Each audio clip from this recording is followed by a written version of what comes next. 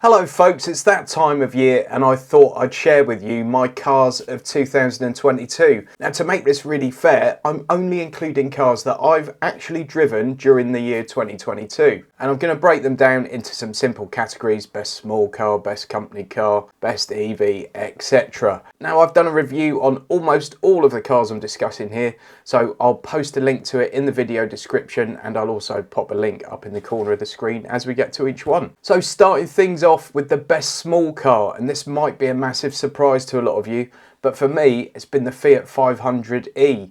It's a perfect little city car.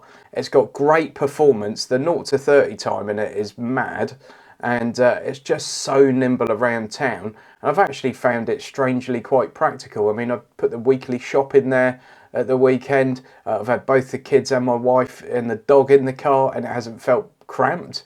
Very strange thing, little TARDIS of a car, brilliant to throw around, great infotainment system in the one that I had as well, and for me it's been my favourite of the small cars I've had this year. The best hatchback, this is a massive surprise for me, probably one of the most surprising cars of the year, and it's the Honda Jazz. From the outside I'm not a fan at all. Once you move inside things get a bit better. It's great to drive, lovely infotainment system. Just a good, fun car that does everything you need, and it's got a bit of added practicality. Now, I've driven plenty of performance cars this year. If we think of only internal combustion engine cars, forget some of the EVs. I've driven the Polo GTI, the Polestar 1, the very, very rare Polestar 1, and a few other spicy little cars at drive days. My favourite has been the Hyundai i30N. I've also driven the Kona M, which was great, but my favourite is the Hyundai i30N. It's just a monstrous car. It's an 𝗼𝙁𝙁𝙁 on wheels, brilliant performance, just such great fun. Probably one of the most versatile cars I've driven this year, because just with the touch of a few buttons and settings, you can change pretty much every characteristic of the car and how it drives. It's a brilliant piece of engineering and a great, great car. Best value for money car, well, one stands out by a country mile, and it's the MG HS. I think the review sample I had was about 25 grand. And in terms of the quality of everything, it competes really in the class above the one it's actually in. When it comes to value for money, you'll find one of those fairly difficult to beat. The best company car, well, this one will be one of the easiest ones for me, because up until recently I'd been a company car driver for a long time. And for me, by country mile, it was the Polestar 2. The one I had was top of the range with a performance pack and everything on. It was a superb car, absolutely outstanding. And for me as a company car driver, I'd be just as happy sitting in that as I would in the latest sort of Mercedes saloon, Audi A4, A6, 3 Series or 5 Series, any of those. It's a fantastic quality car. It's got just the right level of tech in it and a pretty stunning thing to drive. Best overall EV. Now this is a tough one for me, because obviously we've got that Polestar 2 that I adored. But then there's also the Ioniq 5, which I absolutely loved. I loved it before I experienced one, and I loved it during my time with it. Obviously, I've also had the Kia EV6, which is a very similar car, and it's very likely that one will appeal to you more than the other one. But for me, the Ioniq 5 just took the biscuit. I've also driven the GV60, but only for about 15 minutes. So I can't really give you a valid opinion on that, other than the interior was absolutely superb in it, and much better than in the Ioniq 5 or the EV6. But for me, the best overall EV, I'm going to give it to the Ioniq 5. Also, I've got to give a notable mention to the Tesla Model Y, which was far better than I was expecting. Link to the video up there where I did the trip from London to Edinburgh in it. And it was really, really a very good car indeed, and it nearly won this. Best hybrid is an easy one. It's one I've just recently had, and it's the Honda Civic. I just think the chassis in that car is absolutely breathtaking. Obviously the new Civic Type R has been announced now. Unfortunately it's going to be 47 grand. Ooh.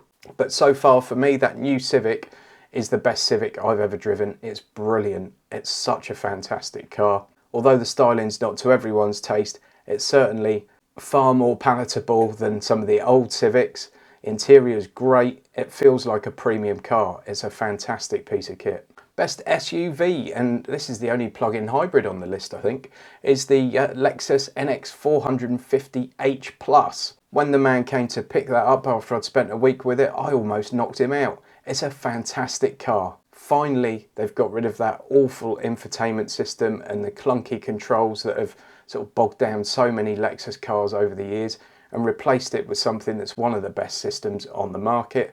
The quality of everything is absolutely top rate. It's a lovely thing to drive, and actually even when you're using it in full EV mode, when you've just plugged it in, it's got very usable range, and it copes well switching between sort of petrol power and battery power. Brilliant car, brilliant engineering, loved it. Best luxury car, it was always going to be a Genesis, because they've just stood out head and shoulders above anything else I've driven this year.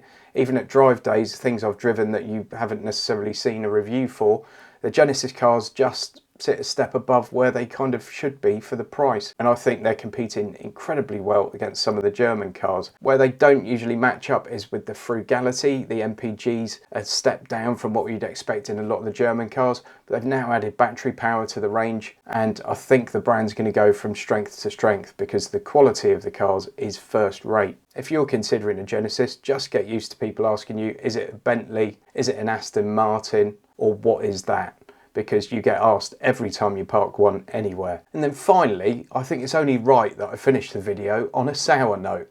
My most disappointing car of the year, so a car that I was really looking forward to, that I got in and just went, ugh, and it's the Ford Mustang Mach-E. Now, I was desperate to get my hands on a Mach-E. I recently did some filming for Arnold Clark up in Stafford, and I had my pick of any EV to take out and do a review of, and I chose the Mustang Mach-E because as yet I hadn't driven one. The review for that will be coming, by the way, but it's taken a lot longer than I expected. Someone else filmed it and is editing it for me. It'll probably look a lot nicer than my normal reviews, but it's taken a long time, so sorry about that. But spoiler alert, I didn't like it, and I'll let you watch that review when it comes out to find out the reasons why. That's it in a nutshell, folks. I just wanted to share that with you. Please leave a comment, please give the video a thumbs up, and please subscribe if you haven't already done so. It's a terrible time of year to be a YouTuber, so any support you can give me anywhere is a massive help. Things like my social media links and my Amazon link and my Buy Me a Coffee link are all in the video description. Thanks for watching, and I'll see you in the next one.